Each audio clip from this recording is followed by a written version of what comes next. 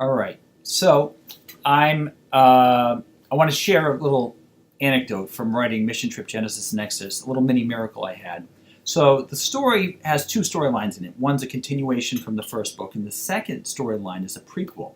And it talks about how the atoll, the underwater city, came to be and who designed it, the guy who designed it. And so the guy who designed it is a complete scumbag. He's a technocrat, one of the first trillionaires on the planet, super wealthy, super smart, super vain.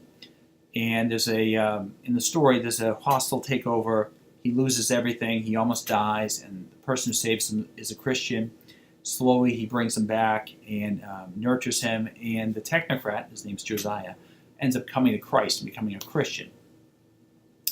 He then goes on in the future to develop the floating city known as the atoll, the underwater city. And I found a line in the Bible I wanted to use that actually speaks to him, because he starts reading the Bible voraciously. And the line in the Bible I wanted to use was, and God said, "Let there be a firmament in the midst of the waters, and let it divide the waters from the waters." So the firmament in the Bible means something else, but the firmament in the story was going to be a metaphor to speak to him to create the floating city that also becomes the underwater city.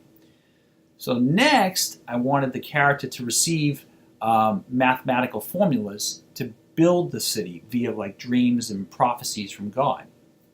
And I'm trying to think, what's the vessel I can use to give him those mathematical formulas? And so I recall the story a buddy of mine once told me about the golden mean number. The golden mean number, or the divine proportion, is 1.618, and this number is found throughout nature in patterns of leaves, in bees' honeycombs. It's almost as if God put it in nature to show that it was designed. Artists use it, builders use it, musicians use it. The pyramids of Giza were designed with 1.618, the Parthenon, and the list goes on and on. It's a very aesthetically pleasing number.